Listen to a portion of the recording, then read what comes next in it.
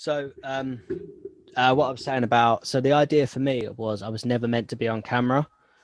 Like the original idea came about because and I've told this story before, so anyone that has listened to my podcast and he's telling this again.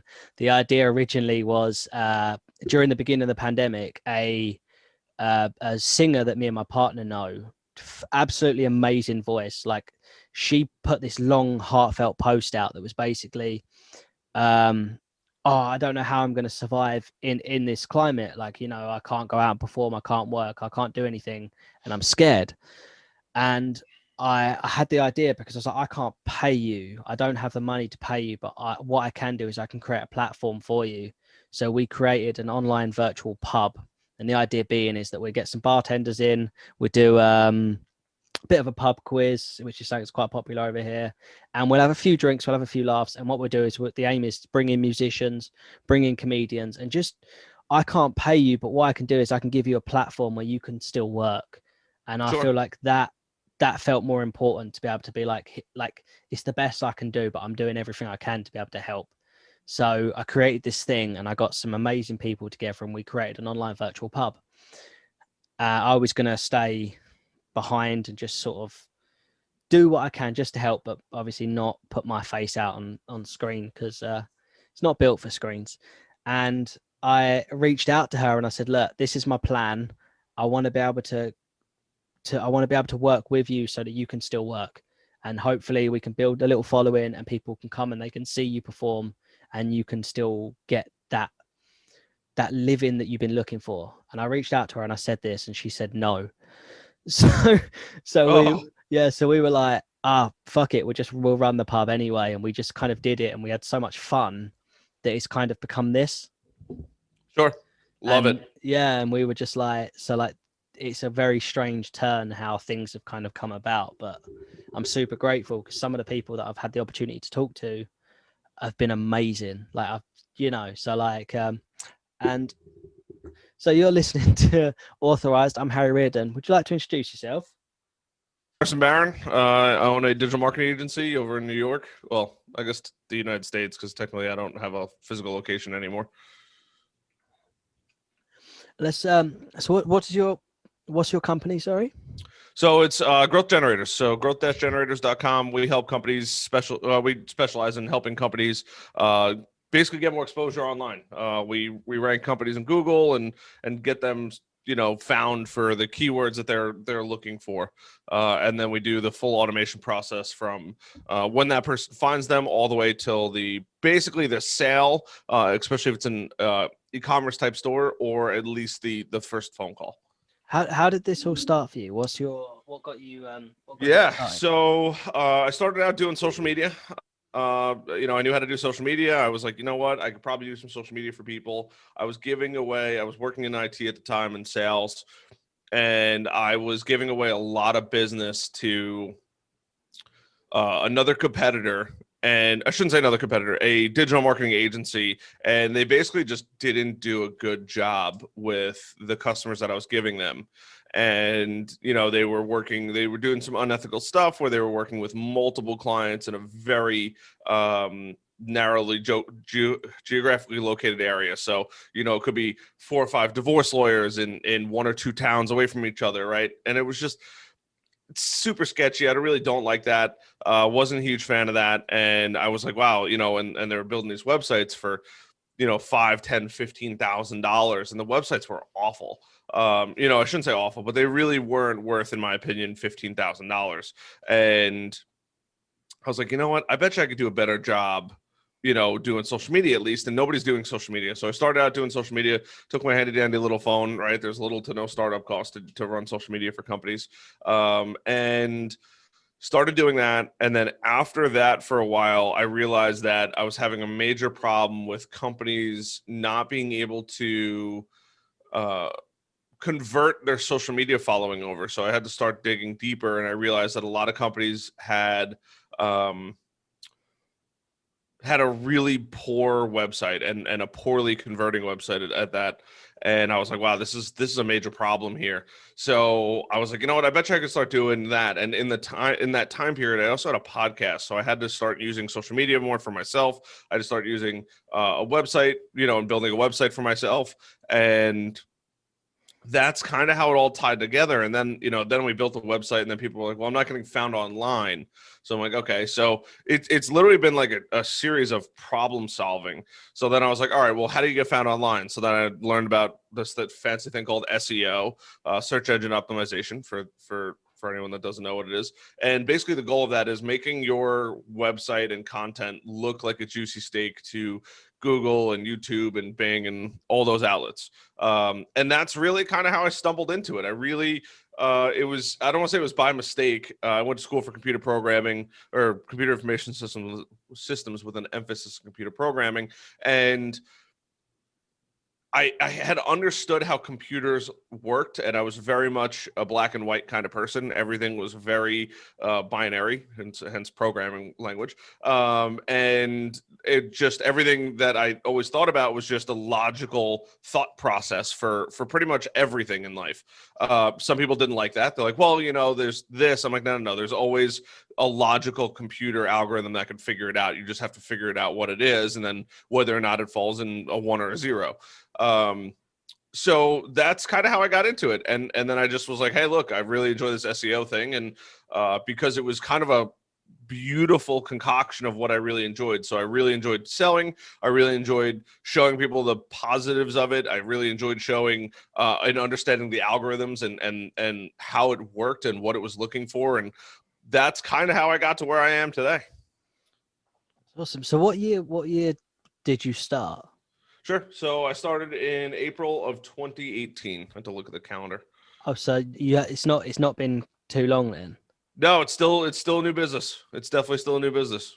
And how what's the like from where you started in 2018 to where you guys are now? Is it how many of you are there? So there's currently 4 of us now. So I have 2 guys on Long Island and 1 guy in Texas, and now I'm currently located in North Carolina. So it's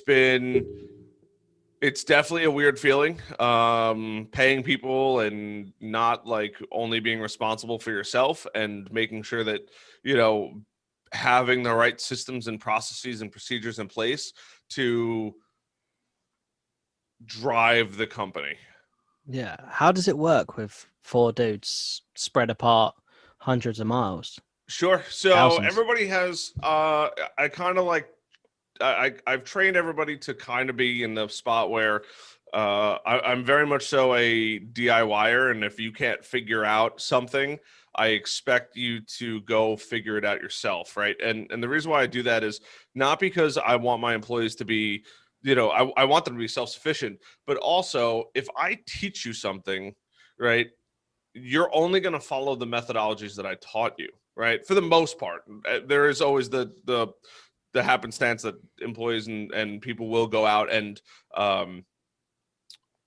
go learn more. But for the most part, if I'm the one teaching it, I'm pretty much the sole person responsible for all of the information. So if somebody has a problem with something, my first thing is go try to figure it out yourself. If you cannot figure it out yourself, then come to me.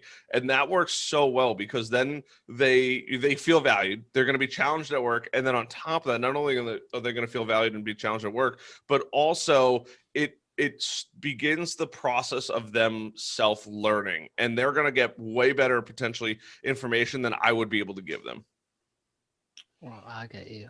And what's the goal going forward? Like expansion wise, are you still looking to stay at 4, or are you looking to? No, we're looking to expand. So we're looking to expand. We've been a little slow lately just because the world's opening up over here, and the pandemic is being released. So, but I would like to keep growing. I think it's good. I think we're on a healthy track now. We rebranded earlier this year, about 4 months ago, and that hurt us a good bit. But I know in the long term it'll help us tremendously. The previous name of the company was Baron Media Group. Now it's obviously Growth Generators, and it's just every day is a learning process, and we'll get bigger and over time, and we'll just, the goal is to keep expanding the team. And, I don't want a huge company. I don't think that I want to have, 50 employees, but I think between 10 and 30 is probably a safe number where I'd be comfortable with. I would like to, obviously more money is always going to be better, but I don't want money to be directly tied to the amount of employees I have. I would like the ability for nearly limitless expansion. So we're looking into creating courses and educational material. We've already actually started that just help, for people that can't afford our services. Hey, here's literally the blueprint on how to do it all. That's awesome. What was the idea behind that then? Two things. So one, we can't help everybody. We can't help everybody. We know that we're freakishly good at what we do, and there's a lot of shysters out there. So our goal is, if we could literally just teach people what we do, then yes, is somebody going to take the information, possibly make a company out of it? Probably. But the likelihood of that person stealing our business is quite low. And there's millions of companies in this world. Like, the likelihood that we're going to bump into each other or compete for the same clients, and even still, I think competition is really good. It keeps you healthy. Then, all the merrier. But there's a lot of companies out there, especially smaller companies, that can't afford what we do. And that's totally fine. And if they can't, right, there's usually two reasons that companies can't buy something. They either don't have the money or they don't have the time, right? So if they don't have the money for it, right, they'll probably have the time. So then they could buy it, right, and then dedicate the time to doing it and implementing it, right? So that would remove the need to spend thousands of dollars with us. Where on the flip side of things, that if they don't have the time but they have the money, then that's probably the best spot for us to be, because now they can actually hire us. So either way, we're creating a product that is highly applicable to a lot of people. And then on top of that, I don't mind giving away the secret sauce. I spent thousands and thousands of hours and dollars learning from other people, and we're just boiling it down to, like, hey, this is what you need to know, and this is the data that is going to make you successful. So, it's like a gym, right? Anybody can go to the gym and work out, but you got to watch videos and you got to learn. You got to hire a personal trainer if you want to do everything correctly, right? So we're basically giving away the blueprint for, hey, if you want to go do this yourself, you can absolutely go dominate on the internet. Such an interesting way of looking at things, because I can't see many companies giving away the secret sauce. I think that's absolutely awesome. You know what? I'd rather see more people succeed. And I genuinely mean this. I'd rather see more people succeed than spend money on other companies. And I'm not saying that this is all companies, but there is a lot of people in my industry. I would say the overwhelming majority of people in my industry that don't do the right thing by the customer. Realistically, if you're hiring an SEO agency, the bare minimum you're spending, the bare minimum you're spending on SEO for content creation, managing your Google, making sure you're doing updates on the website, is like $500 a month. If you're paying anything less than that, and I say that's like the bare minimum, it's usually in the thousands, but that's like, hey, if the person's starting out and actually cares about growing a company, if you're paying anything less than that, you're probably not getting anything in return. That person's just taking your money. Yeah. And there's if you've got that legitimacy as well, like doing this, I get messages all the time. One of the last ones I got was amazing. It was, oh, hey, I can help with your social media. I can get you 100 million views. Sure. Yeah, you can buy them all. If you pay me this much, it's like 100 million. It's ridiculous, right?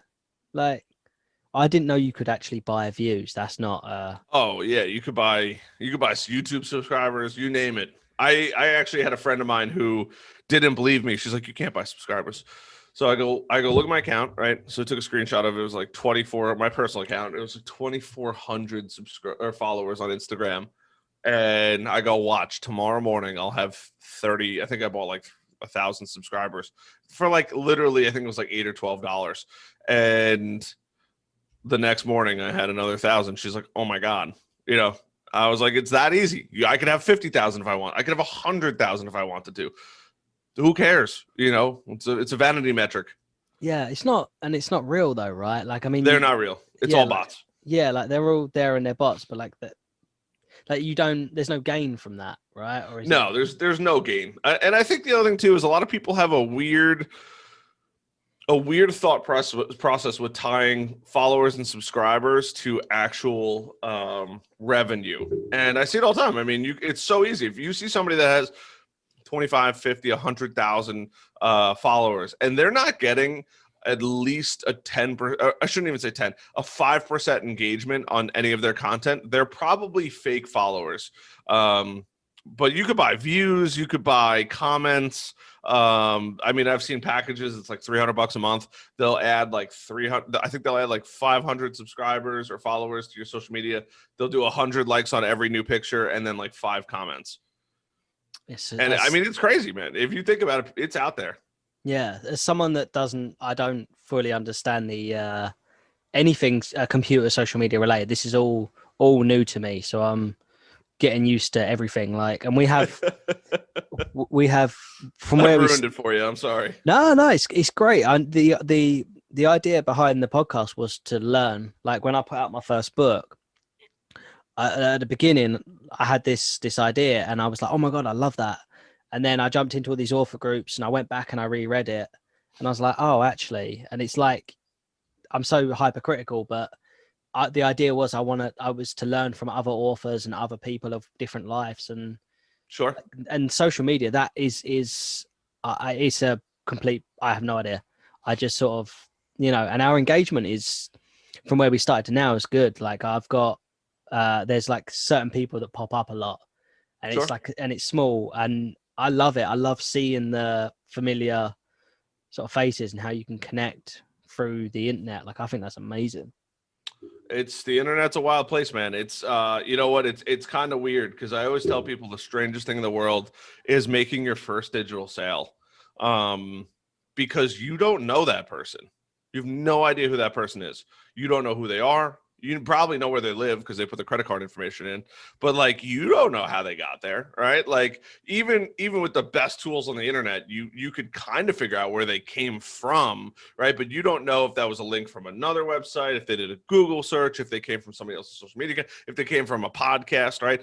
So it's really like it's the weirdest thing to explain to people because it's like, when you make your first sale, all of a sudden you see money pop up in your account, right? And you get most of the time you get an email like so-and-so's bought, right? But you don't know that person. There's no picture. There's no conversation, right? There's nothing that brings the two of you together other than the fact that they found whatever you're selling worth spending money on.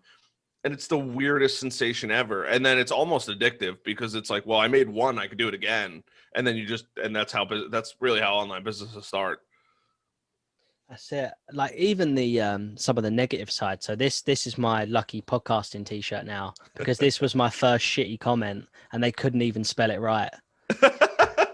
And I loved it so much that I was like, I need that on a t-shirt. Like Oh my god, that's too funny. I was like, it's just how angry you've got to be as a person to go, fuck you, nerd. And they're like, they couldn't even take the time to spell check. You know what, though? It's like, I always tell everybody, I go, if you're, you gotta, and this is a recipe for a successful business, is you gotta be creating more than you're consuming, or at least creating something, like my podcast is top 5% in the world on accident. Like, I just had the intent. I only had one goal, which was to have fun, right? Just exactly like, so if you actually enjoy this, like your podcast is eventually going to blow up. But, I just did it because I like doing it. I didn't do it because, my goal was to be top 5% in the world. Like the only reason why I knew about it is because I was on somebody's podcast and they looked me up and they must have found my show on a website called Listen Notes. And they're like, hey, did you know this? I'm like, I literally had no idea. Nor did I really care because my podcast is for me, right? It's called the Brutally Honest Podcast. And it's just for fun. Like, as long as I'm having fun, I'm enjoying, with other people. And, usually it's always in person. I don't really do too many Zoom calls, but it's, we'll drink, we'll have a good time. And like, as long as, and that goes with business too. Like if you're just doing it to make money, right? Why I went to school for computer programming. I went to make money.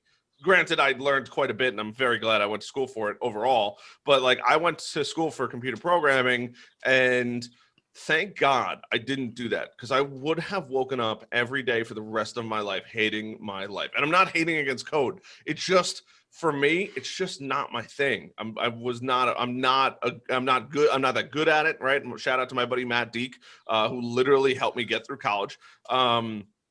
And explain everything to me, right? And I got through, and it's one of the hardest majors out there, but I'm so glad I went to school for it, because I learned so much about computers and algorithm and logic and why things are designed the way they are, and how you can, program computers to build things, right? And now I use the logic part of it more than anything, even especially in the business, right? Like business, a scalable business is one that can be repeated over and over and over and over and over again, right? So putting in the processes and procedures to automate my business, right? I could go away for a month and we wouldn't lose $1 in revenue at this point, right? Which is the most rewarding feeling in the world. But I would never have gotten there if I didn't go to school for computer programming to understand logic and workflows and thought processes and really the way automation actually is built.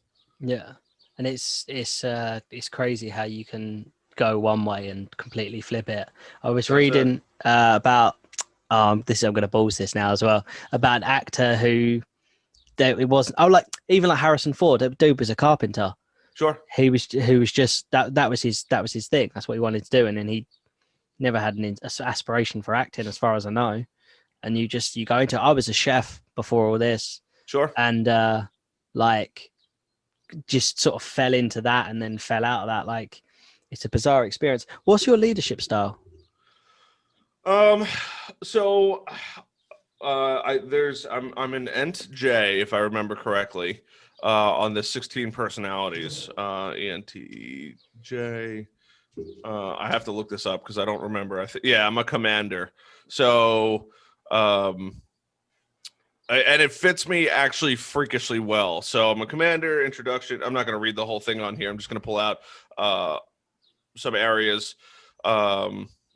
I'm big into science. They talk a lot about science. They talk about like Franklin D. Roosevelt, Jim Carrey, Gordon Ramsay, Steve Jobs, Margaret Thatcher, famous people in that area.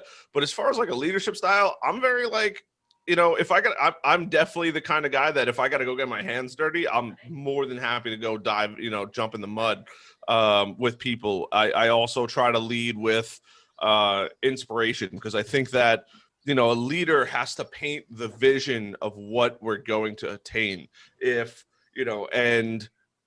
My guys know that if there's a question, a comment, concern, right? I always encourage them to go to Google first, but like sometimes that's not always time efficient either, So yes, ask me that question. I don't get mad at my employees. I'm very much so. And I took this out of a page of Gary V's book, or Gary V, and I don't particularly like him for the most part, because I think he paints a very crooked picture of entrepreneurship, or at least he used to. He's gotten much better with it, but he talks a lot about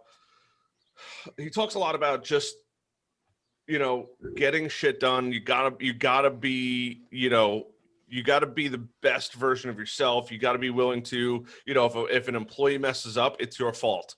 It's not the employee's fault, right? Employees are essentially like soldiers. They're supposed to do a job, and my employees and some of them are going to be partners. That's my family. So for me, I look at it like, one, treat other people the way you want to be treated, but on the flip side of things, it's like, well, why didn't this get done, right? Did I not put the right processes or procedures in place? Did I not train you well enough? Was there a miscommunication, right? Was it not documented appropriately, right? So I almost never get mad at my employees, and I say almost never. There's probably been less than a handful of occasions that I've just gotten upset. But I always look at things like, where did this system break, right? What was not followed, right? And then going back and diagnosing that. Like, if you look at our workflows now, we have like a 16-step workflow for a website. Like we're a Wix partner, we're a Wix Legend partner, I should say. It's kind of a big deal. But I was talking to my account manager, and he was like, I don't understand. Like, you guys literally destroy everybody as far as like the amount of deals closed, the amount of projects done, your customer satisfaction's through the roof. Like, what are you guys doing differently than everybody else? So I was like, look, you got to keep this under wraps. So I actually showed him the back end of the process, and he was like, you guys are sick in the head. Like, the amount of attention to detail is kind of absurd, but my goal is to make a scalable business. So when I hire somebody, right, I can show them the processes and procedures and every single step through the entire process. That way it can't get messed up. And that's my goal is employees like to do what they do. They like to be challenged, which I'm all in favor of. And I love challenging employees and teaching and having them learn, but it has to be a sequential process that somebody could follow, because if it's not, that's when things go awry. That's when companies can't grow. That's when your customers are complaining, your employees are upset because things are just a disaster. There has to be a good process. What do you expect from your employees when you bring them on? A good work ethic. Good work ethic. So what sort of hours are you looking for them to put in? As many as they think are necessary. Yeah. I think that the 40-hour number is comical. I will always outwork anybody. I've never met anybody that's outworked me for the most part. Maybe a select few. But as far as, as long as you get your stuff done, like my guys, they know, like if you get your shit done, go enjoy the rest of the day. Right? Like, ask me if there's anything else that needs to be done, or if you want to jump in. My guys also are, because I give them so much freedom, they're constantly asking for, hey, what else needs to be done? Hey, what can we do for this? Can I help out anywhere else? Which is really cool. But like, if you get your stuff done, right? Like, we're not all full-time just yet. Like, we're all like a medium part-time. We're just not there yet. And also the full-time schedule, I also don't think really makes sense, because why should your work be tied to 40 hours a week? Because if you could do what I think is a 40-hour job in 25 hours, right? Somebody's listening and probably be like, that's so stupid. You still have another 15 hours that you could use out of them. But that's not their job, right? Their job is not to work 40 hours. Their job is to get everything done. So if they get everything done, right, and if they follow up with all their customers and everybody's happy and things are going smoothly, who cares how much time they spend on it? But they're also the kind of guys that if they don't get their shit done, they'll work 60 hours a week. But they know the ramifications of not getting the work done. So that's something that I see a lot of times people really mess up, because they're like, well, you have these employees it's not McDonald's. I'm not dealing with people that, and not hating on McDonald's employees, but, or restaurant employees. I was a bartender for 10 years, right? Like, well, if you got time to lean, you got time to clean. It's like, that's not the goal here, right? Like, if you have an extra 15 hours with your family, your friends, your cousin, your brothers, neighbors, whatever it is, you're going to be such a happier person. And you're probably going to be more inspired to go learn a little bit more about the work that you're doing than you would be if you just sat there with busy work to do.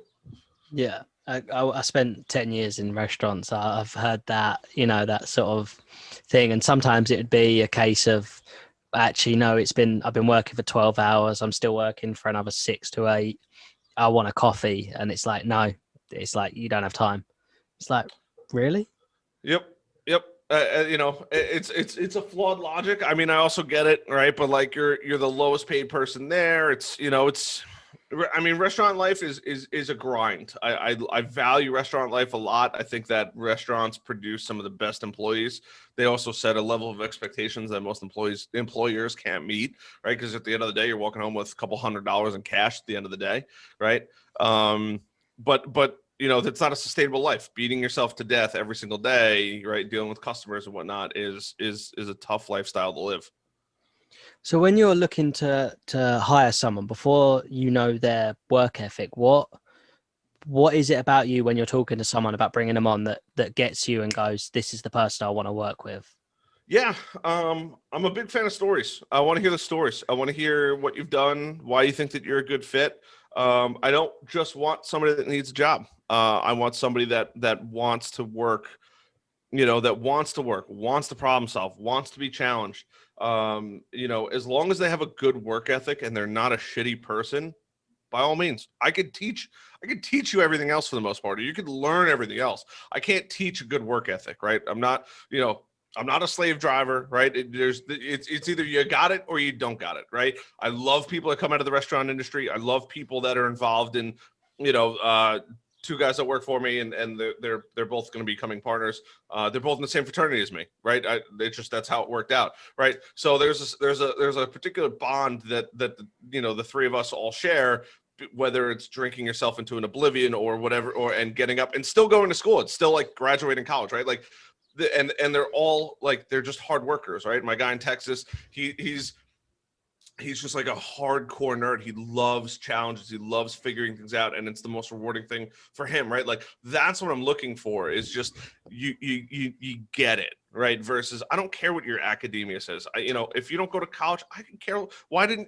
I don't care if you went to college or you didn't go to college, but why? Why didn't you go to college, right? That's what I want to know. Is it because you thought college was going to be boring? Is it because you didn't like the way it was going to be taught? You didn't want to dig yourself into $40,000 worth of debt and you'd rather work, or however much money it is? Like, that to me is so much more important than going to school for a college educated. Most of the kids I went to college with, that's a tough one because I went to school with a lot of computer programmers, but a lot of kids in my fraternity that went to college for a variety of different majors, they literally are like, I literally didn't learn anything other than get $20,000 in debt. Yeah.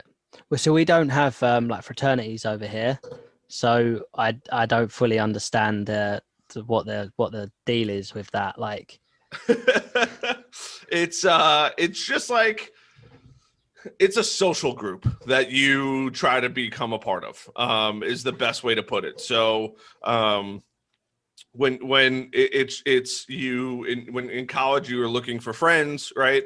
You can go try to become a part of a fraternity, and there's like a lot of like hidden benefits that nobody really talks about that I definitely can't mention, but there is it's just like a friend group that you always have, and you can always, like, I live in an apartment now. A guy came to my house and he was doing mold inspection for just to check the molds, because apparently somebody had complained about it, right? So he comes in, we're shooting the shit, and then he mentions the fraternity, and he's like, oh yeah, my fraternity. I'm like, oh, what fraternity, right? And it's like, well, you have this automatic common bond regardless of what fraternity they're in. Turns out he was actually in the same fraternity as me. So it's just like this, it's a deeper level of like communication and comfort that you have with somebody, knowing that either they're going to do the right thing because you're a brotherhood, right, or whatever it is. And it doesn't have to be a fraternity. It could be it could be a Freemason, it could be a volunteer fireman, it could be auxiliary police officer, whatever it might be. But you have that brotherhood with those people that you share forever. Yeah. And what's your approach to like motivating your employees? Get your work done so you can go party and have fun. Like it really is that. It's and it's also it's a lot of that commander style thought process where it's really inspiring them and painting the big picture, right? Like, my guys, they don't want to be poor forever, and neither do I want to be poor forever, right? We're running on super thin, especially as we grow, we're running on thinner margins than we'd like, right? But this is the necessary beatdown that is required to get to the other side, right? We don't have venture capitalist money where somebody gave us $100,000 or $500,000 in cash, right? We just don't have that. So that is, when you can paint the picture of what the future looks like and what it's going to be, it's so much easier for them to understand like what we're going after, right? Like, I can't wait for the next 3 years to go by, and I cannot wait to go to a Chevy dealership and buy 3 C8 Corvettes for them, right? Like, yeah. The OGs, like, you were with me in the beginning, like, we went through the shit, right? The guys that come later on in life, like, fine, they don't deserve, like, they didn't grind, right? There was, I remember months that we literally had like a 0 profit margin in there, and it was just like, hey, we just have to get these clients so that way, like, we can prove that what we're doing works, right? And now that it's like, okay, we're starting to grow and we're starting to put some cash in the bank and stuff like that, it makes it way easier, and like, they get hyped about it. They're like, oh my god, it's actually like starting to happen. Yeah. So when you start out, I feel like, especially from what I'm doing now, it's a lot of it is with the sports, personal training or coaching. A lot of it's, well, what have you done? What have you done? Not just what have you done for me, but what have you done for people I know? Or like they want to see the result before they take you on. Does that make sense? Yeah. That goes with clients and employees. So how do you get out of that? What was your way out? So in the beginning, especially, it's actually funny. I just made a YouTube video about this. So in the beginning, it's a lot about just working for like free. Realistically, like you're asking that person that's going to be hiring you to cover your expenses, right? And maybe a little bit of your time. You might charge 10 or 15 or 20 or $25 an hour, and that's cool. Like that's what you should do, right? Because they're letting you experiment on their stuff or start a side project, right? I have my agency, growth-generators.com, and then I have my personal website, harrisonbarron.com. harrisonbarron.com is the playground. I get to test, destroy, break, build. That is the spot where I'm like, okay, let's test this. What about this, right? Because I don't want to go execute something that we're doing for the first time on a client's website at this point. So, and we have a couple other smaller projects that are out there too that we're constantly testing to see like what is going to yield the best result, right? And if we get a good result, then we'll progressively go down that rabbit hole. You gotta want it though. You can't just, you got to be passionate about what you do, and you got to be able to want it. And then once you like start to sink your teeth in, it becomes much more, it becomes much easier to be like, hey, this is what you're going to get, right? You're going to get this every single time, right? Now, I can never guarantee the first spot on Google, to anybody, but we have like a 99.9, like we haven't not gotten somebody on Google yet. So that's the coolest part about it is we're getting freakishly good at what we do. And now it's like when somebody says like, well, how do I know that what you're going to do is going to work for me and my business, right? Everybody, because people just think businesses are all so different. They're not. All business, 99% of businesses are all the same, right? You have a product, you're looking for a customer, you sell that product to the customer, on to the next person, right? So it's about understanding, like for us, it's about thinking about what that customer and putting our shoes or putting ourselves in the customer's shoes and figuring out what is that person hitting up Google for, what is that person hitting up, or going to YouTube for, whatever outlet it is really sinking in and understanding that customer. I'll use an industry term, avatar, right? Are they, I'm talking to somebody right now, and I can't give too many specifics because, ironically enough, I just got an email about my NDA that I have to sign after this. But it's going to be a new company that they're starting up, and they're competing with a major beauty company. I'll be super vague with this because I don't want to break an NDA here. They're not going to watch this. It's all right. Yeah. So I had a conversation yesterday. It's like, I'll send out the NDA tomorrow morning and we'll talk about it afterwards. So that's going to be my next call today. But it's okay, great. How do I think about it from that customer shoes, right? It's predominantly geared towards females, right? So, okay, great. What are they looking for, right? We just had another customer, and she sells, it's a company called getthingsprinted.com, and we're in the process of starting with them, and shout out to them because they're killing it. But it is a custom printing company. They can print pretty much on anything. So what our goal is to figure out who that customer is that's going to be buying their stuff, right? So I have to put myself in the shoes of, ironically enough, my girlfriend this time, right? Because my girlfriend is her ideal customer. Super artsy, probably has some stuff laying around at home, right? Those silly little signs that say like, live, love, laugh all over the house or whatever it is, right? My girlfriend is the stereotypical person for that, and I love her to death. But it's quite ironic, right? So I have to think about it and I ask her, thankfully I live with her, so I can just constantly ask her questions about what she's thinking about, or why she buys certain things, to really get into the mentality of it. But it's just so fun because like that's the challenge, right? Because then once we figure out that, we can figure out everything else going forward. But you have to figure out your customer first. If you don't know your customer, you probably are never going to have a successful business. You must be awesome at puzzles, right? The way your brain puts things together, it's always. I try to be. Yeah. And you got to be resourceful too. I think it's, if it's a puzzle that I can't, we use the analogy of puzzle, right? If it's a puzzle I can't figure out, I better know somebody that knows that puzzle or knows that world, right? And then I could go pick their brain.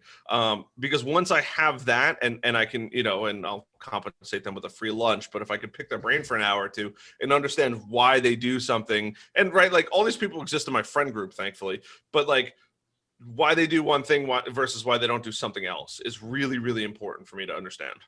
Yeah, no, that's awesome. So, like say if you the top things that you would need to be in a position where you are, would you say number one would be the ability to solve that puzzle? Yeah, so I guess it's two different. It's two different sides of the question. So there's, I guess, the entrepreneur side, and then there's the what we actually do side. So the what we do side is very much so figuring out what is that customer looking for. We have to really understand what that customer is, the psychology behind that customer, the thought processes and work and flows in their mind of what they're looking for. And I mean, everything: age, gender, nationality, income, where they're located, what their family looked like, you know, what have they done in the past, what have they bought in the past, right? All of these different little aspects go into it. To really get a good idea of the customer. Then on the flip side of things, as far as like the CEO role goes, it's very much so figuring out the style of leadership that's going to work for you and your team, right? Because my style of leadership would absolutely not work for a lot of companies, right? I'm a very much so, where are the results, right? What have you done? And as long as they can produce that to me, I'm pretty much cool with everything else.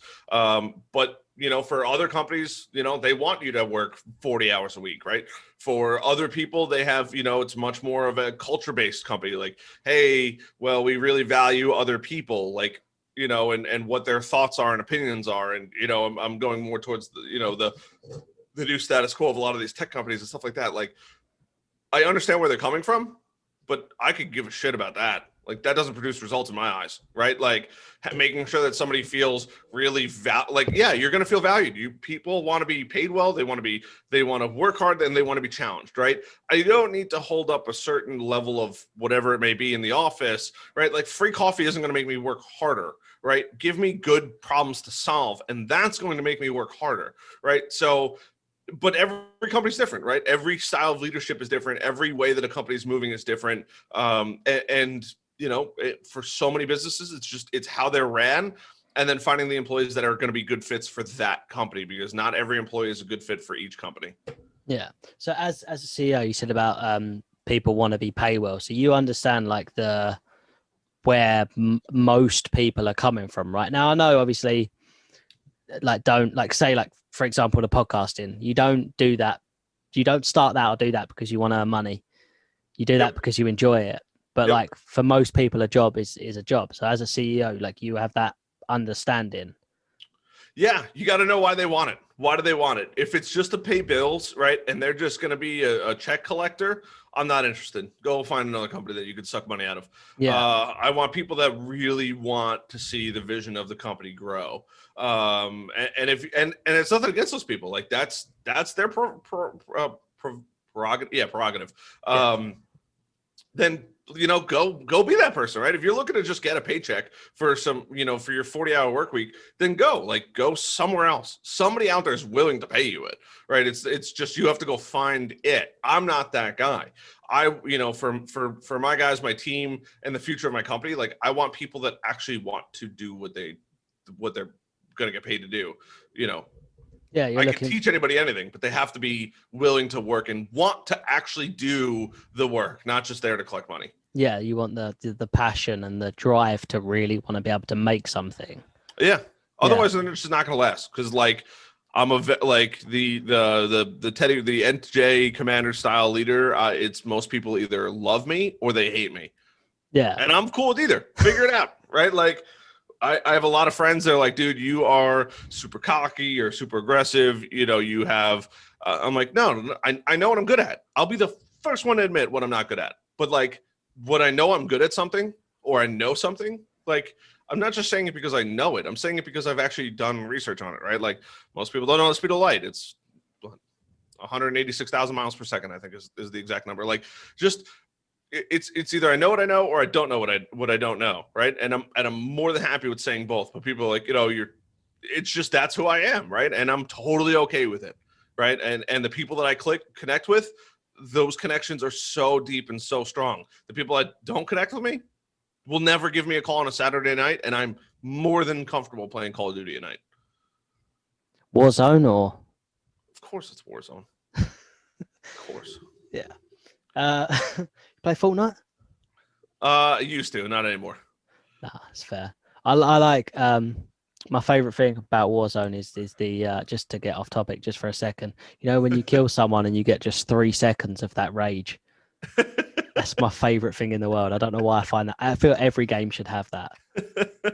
Like it's just so satisfying. It's so satisfying. It's so Yeah, satisfying. it's Yeah, just like and that's the cool part too. Like my guys, we all like something different, right? Like it's just, I don't play video games with my guys. They don't play the same video games I play. One guy plays Apex, the other one is pretty involved with his girlfriend, and the other one likes building websites. So he's building websites in his free time or learning and stuff like that. So like that's cool, right? But like we hang out during the day, and I try to bring it. Like at the end of this year, I'm going to be bringing everybody up to New York, and we're going to go make wine, which will be cool. So like having a team building activity, but like as far as like video games, stuff like that, like we all have our own personal lives, we all have our own business lives, and then you could either keep them separate or you could bring them together, right? I'm a workaholic. It's a Sunday morning at 12 o'clock in the afternoon currently, and I'm happy to jump on a podcast, right? Some of these guys, no, the weekends are theirs, right? That's cool. yeah. Like whatever, so just everybody's got their own thing. No, I love that approach, man. Like it's an interesting way of looking at things. I'm a little bit jealous that the how casual you were. Like, yeah, I'm just gonna bring everyone out to New York and all that. Like,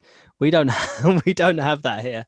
I've got Gravesend, which is exactly what it sounds like. Is exactly what it sounds like. Yeah, I'm like, it's okay. One day. You know what? It's just it's important. I think the team, especially the guy in Texas, he does, I go up to New York pretty frequently, so I see the other two guys. The guy in Texas, like he hasn't really gotten to meet anybody in person. We go on, we have a weekly call every Monday night. We talk about what's going on at work, what's is there anything that needs to be brought up, right? I'm very involved in these guys' families too, what's going on in their personal lives. I'd like to stay up to date on things.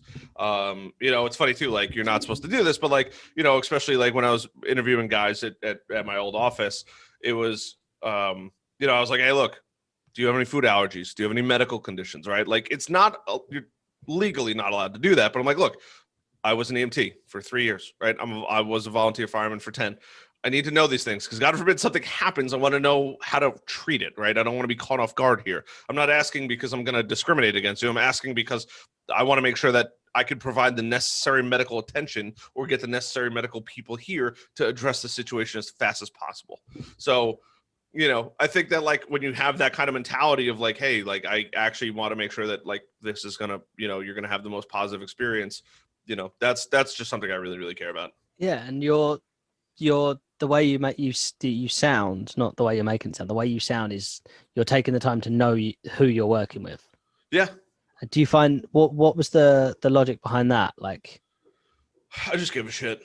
Yeah. I think it's so much easier to just care a little bit more than not, and some of the guys, and I don't want to be too specific, but like some of the guys, they have family stuff going on. Like I get it, right? Like it is what it is, right?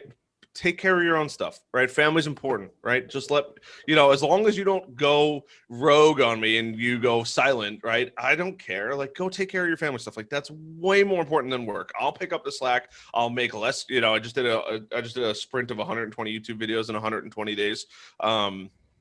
So like, I get it, right? Like, we're human. You have to go address those things, right? Like, if something bad happened to my family, I would be up in New York in a couple hours, right? Like, it's just, you also have to be human. And I think a lot of business owners, and I think a lot of employees also look at business owners like they don't care. And I would venture to believe that probably a lot of them don't really care all that much. And I think there's this major push of like making the business owner look like he cares, which I still think that most companies do a really, really piss poor job at. But, it's just like it takes like and this is kind of like where I give Gary Vee credit, right? Like he literally is like, I'm going to interview and just have a 15-minute conversation with every single person that works for me, right? Like that's huge, right? Because most companies, they don't even see, like, they don't even know the guy who owns the company or runs the company, right? They may hear him on a phone call, but that's it, right? So the fact that he's doing that is huge. And I think that if more companies just took a little bit more time to like legitimately care about their employees, and I get it, it's really hard when you have thousands of employees, it's damn near impossible to do. But like, it's something you have to focus on. Yeah. No, I fully agree. I was talking to someone today who's working. I'm not going to throw any names out or anything. Sure. He's working multiple jobs, and the employees that are at one of them are there all the time. Like they're all the time, and they turn up in their fancy cars or whatever. But it's bizarre that I don't think they know that much about their staff, that they're having to work multiple jobs. I don't think they pay attention to that sort of thing. Yep. And I never understood the logic behind it. Like between not knowing how you're treating your staff to the point that they are. Yeah, sometimes sometimes you get too big, right? Like it just happens. But like, like I just remember at my old company, my boss pulled up in like, $100,000 Mercedes. And I'm like, bro, like you're paying some of your employees. And I'm not hating on it. Like, whatever, we're the lowest paid employees there, like $11 an hour. And then like you wouldn't even offer to buy us lunch every once in a while. Like I was not cool with that, so Yeah. So you've learned from the bosses that you've had previously. yeah. Yeah. Tell us about your YouTube channel. Yeah, man. So it's called The Millennial Entrepreneur, Harrison Barron. And I provide a ton of free content on there. And it's really just geared towards helping small business owners start their own business. It's kind of a cool place for me to brain dump of, everything that I'm learning and really just everything that like I either wish I knew or wish somebody told me, right? Like if I tell everybody now, if like you're going to go start your own business, like go start your own business, but like wait 2 or 3 years before you do. And like go start a YouTube channel or go start a blog and go create 100 or 200 or 300 articles or videos on what you're going to be doing, because when you have this, it's proof of concept, right? So why do people trust us to do what we do? Because I have 100 and something videos of everything that we've done and what we're testing and what we've tried and versus what we haven't tried and different programs we use. Like, so the proof is there. And I think that especially when you're first starting a business, it's very difficult for people to say like, hey, and this ties very much so into like my YouTube channel, because this is literally all that I talk about. But I think it's very difficult to have somebody, well, why should I trust you? Right. Well, I don't know you. I've never seen your work. I have no idea, right? Just because you have a cool website, right, and potentially built by my company, right? That doesn't mean anything, right? But if you have a YouTube channel and you have a blog that talks all about the process and everything and how you do it and all that kind of stuff, right? It's so much social proof because you're literally showing people what you do. Like I literally talk about funnels and how to get people to your website and different ways to build traffic to it and all that kind of, like literally everything that I wish somebody told me 3 years before I started my business. Do you think that could be applied to all jobs, no matter what you do? I would say the overwhelming majority of people should have a YouTube channel and they should be posting somewhat regularly on it. That's awesome. And what about your podcast? Yeah, it's called the Brutally Honest Podcast. I kind of stopped it because of COVID. It's me in person. I used to have a studio up in New York. Once I'm a little more settled down here, I will. I'll fire up my podcast again. But it's a show that we hang out, we learn, we talk. It's usually an hour and a half to 3 hours long, depending on who's my guest, and that's really it. It's a great time. I've had doctors, lawyers, accountants, business owners, friends, volunteer firemen. I had a chief of the FDNY fire department on. Great guy, Tommy Richardson. He just changed roles in the city fire department. I mean, the dude's a straight gangster when it comes to the fire service. So like it's cool. Like it's just and the other reason too is like and why I preach YouTube, or at least a personal website or a blog or anything like that, is not only does it give you social proof, but it also gives you a lot of leverage. So like a guy like Tommy, I'll just use Tommy Richardson because the dude is literally like straight legend in the fire department. Like for anyone that doesn't know, especially in the fire service, FDNY is like the pinnacle, the number one in the world. No, not a shadow of a doubt on anything else. But Tommy Richardson, like the dude's just straight gangster. Like you could tell that he's been through some shit, and just the nicest guy in the world. you know, I had one guy in my fire department who's also a chief in the fire department. He's like, he would never go on your show. I'm like, watch, I'll get him on my show. And like, I didn't even really have to try that hard. I was just like, I forget how I got his number. And I literally was just like texting him. He's like, yeah, I'd love to do it. And I was like, cool. And like, it just gave, like, I had the #1 real estate agent on Long Island who would never waste his time with somebody, right? I mean, to get this guy to sit down, I mean, we did a podcast, I think at 4 or 5 in the morning, because that was the only time. He's like, yeah, if you want to do it, it's got to be like 4 or 5 o'clock in the morning. I was like, all right, like done, like say less. I've done a few of those.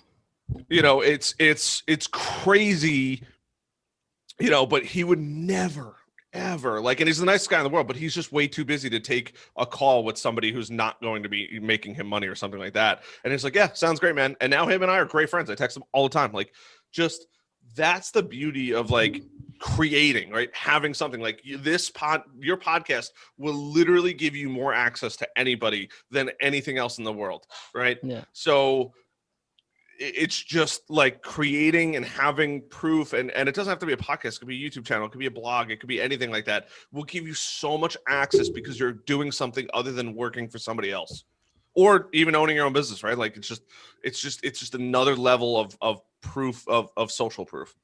Absolutely. Yeah. The goal has always been to learn. Yeah. So, and you'd be surprised. You'd be so shocked at who you could get on the show. And as you do more and more episodes, you'll just be like, this person's going to be on my show. Like I'm probably going to have one of the congressmen from New York on my show soon enough. Like, awesome. You know, it's just like, he would never spend time with a guy like me otherwise. Right. And I paint myself in like a negative picture, because I don't celebrate victories. I really don't. Like, it's just like, cool, sounds great, whatever. I'm a workaholic. Let's just keep going. Let's keep pushing. Probably to a very not healthy point for the most part. But like, it's so funny because I always use the role of like my previous lifestyle of like bartender, right? Fluffy dude, alcoholic, loves to drink 24/7, right? And like, it's just, that's how I was, right? I was always everybody's friend, volunteer fireman. But like, you know, I paint myself in that light, and I have plenty of accolades that I don't ever mention to pretty much anybody. But it's just so funny because it's like, now it's like, well, I have this podcast, and now like literally almost anybody is willing to sit down with me for at least an hour and a half. You know, they turn their phone off, they block out everything for me, which is the craziest thing to think about. Do you feel a little bit of imposter syndrome? All the time, every day. I think that if you don't feel imposter syndrome, you're a psychopath. 100%. Yeah. You said I don't trust anybody that doesn't feel imposter. Like, even the most successful guys I know, millionaires, multi, I mean, disgusting amounts of money. They're like, yeah, I literally do not believe that my life is real. Yeah. You said you called yourself a fluffy guy. You a Gabriel Iglesias fan? Absolutely. Yeah. No, that's absolutely. Dude's a gangster. Hey, straight up. Yeah. Fantastic. Like, Dude's an absolute gangster. One of the best. Yep. Yeah, no, I love that you said that. That was absolutely brilliant. Like, as I just got, I feel like a little approval from my partner behind the camera. She's like, yeah. Just absolutely. That's yeah. No, I get you. It's too funny, man. It's been an absolute pleasure to chat with you. Thank you so much for taking the time to talk to me. I really appreciate it. Hey, anytime, man. Oh, before I call it, I've got to ask one question. Sure. The cars that you said you'd get, the 3 dudes. Sure. What's your car? What's the car that you would get yourself? I'm not a fan of putting myself ahead of my team, so I would absolutely get the exact same car. Oh, you would, yeah. Yeah, I think that at some point down the road there will probably be a much nicer car when we are significantly bigger and they are getting much larger paychecks than they are now. But I think in the short term, I think it would be unbelievably selfish for me to drive a nicer car than them. Oh, no, I didn't mean necessarily nicer. I wondered if you had like a dream car. So for me... Oh my God. What car do I not dream about? My goal is an Aventador. I would love to have an Aventador. I'm not a multi-million-dollar car person. Nah, the same as that. Maybe I think it's probably because I'm a Supernatural fan, or maybe but the 67 Chevy Impala. Sure. Not an expensive car. Sure. As far as I know, maybe. Nope. Not well, at least here. It sounds like you're in the UK. It might be a little more money over there. Yeah. For me, I love it. I think it's absolutely That's it, man. Piece of beauty. Like, you know. But look, I yeah, want a C8. I can't wait to have a C8. It's my goal, you know, and I can't wait to buy the other guy's C8s and we'll go from there. But, you know, it's like, you know,